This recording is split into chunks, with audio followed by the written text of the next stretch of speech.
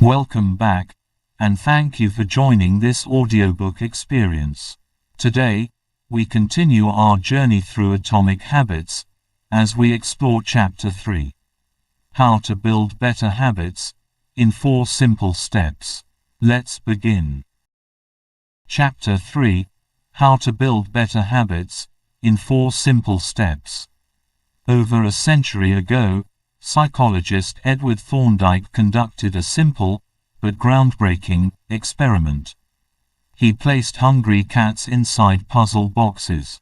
Each box could be opened only by performing a specific action, like pulling a loop, pressing a lever, or stepping on a platform. At first, the cats moved around randomly. They clawed at the walls, meowed, and poked at every surface.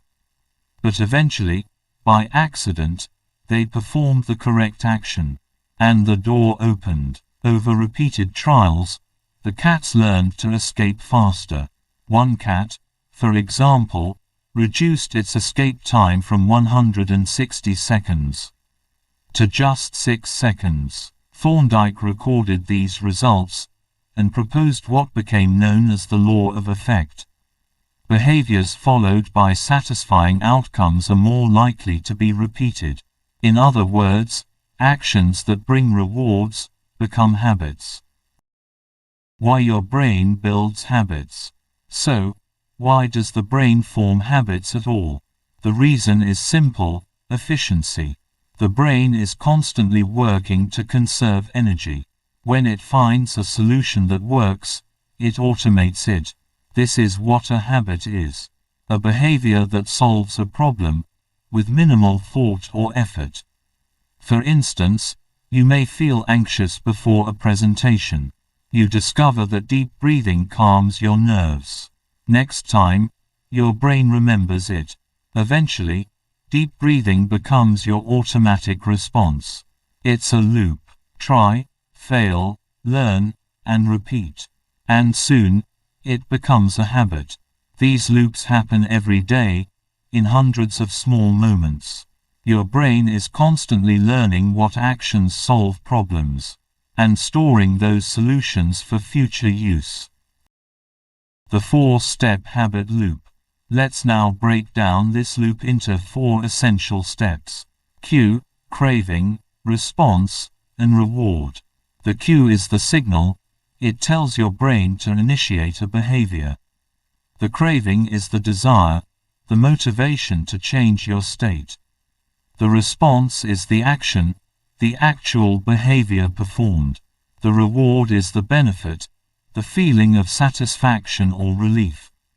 These 4 steps repeat constantly, forming a loop: cue, craving, response, and reward.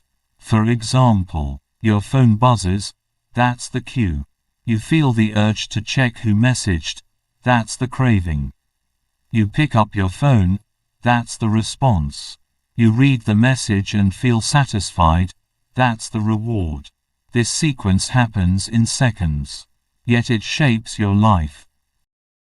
Problem and solution phases. We can divide the habit loop into 2 main phases. The problem phase includes the first 2 steps, the cue and the craving. This is when you notice something is missing, or something needs attention. The solution phase includes the response and the reward. This is where you take action and experience relief or satisfaction. Every behavior begins with a problem and ends with a solution. Let's look at a few examples. You wake up, cue. You want to feel alert, craving. You drink coffee, response. You feel energized, reward. Or, you feel stressed, cue. You want relief, craving.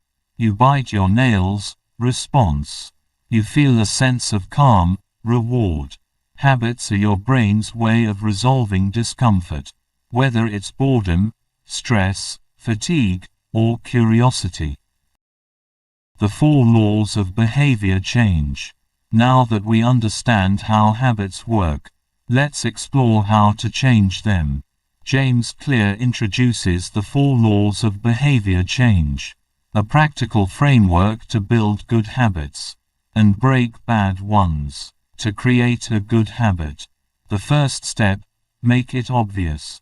If you want to remember to take vitamins, leave them out where you can see them. The second step, make it attractive. Pair the habit with something enjoyable, like listening to music while tidying up. The third step, make it easy. Reduce friction, prepare your workout clothes in advance. The fourth step, make it satisfying. Track your progress. Tick off each day you follow through. And to break a bad habit, you do the opposite. The first step, make it invisible. Remove the cue. Don't keep sweets on the counter. The second step, make it unattractive. Focus on the negative outcomes. Visualize the damage done by smoking. The third step, make it difficult. Increase effort. Log out of social media after each use. The fourth step, make it unsatisfying. Add accountability. Let a friend know if you've slipped. These laws can be applied to nearly every aspect of life: health, relationships, career, learning, and beyond. Habits create freedom, not restriction. It's a common concern. Won't habits make life dull and repetitive? But in truth, good habits create freedom.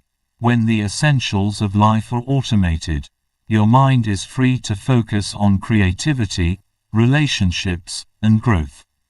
You don't think twice about brushing your teeth or locking your door, because these behaviors are ingrained. The same can happen with saving money, exercising, or reading. Once set, they take no effort to maintain. You're not restricting yourself, you're setting yourself free. Now, the gist of Chapter 3 is: habits are automatic solutions to recurring problems. They form through a loop: cue, craving, response, and reward. By using 4 laws, make it obvious, attractive, easy, and satisfying, you can build better habits. Reversing those laws helps break bad ones.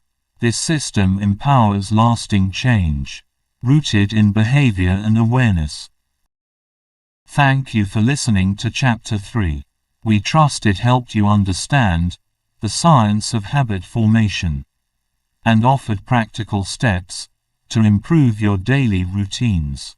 Chapter 4 is coming soon, where we'll explore how to make your habits obvious, so they stand out in your daily environment. Until next time, take care, and keep building better habits.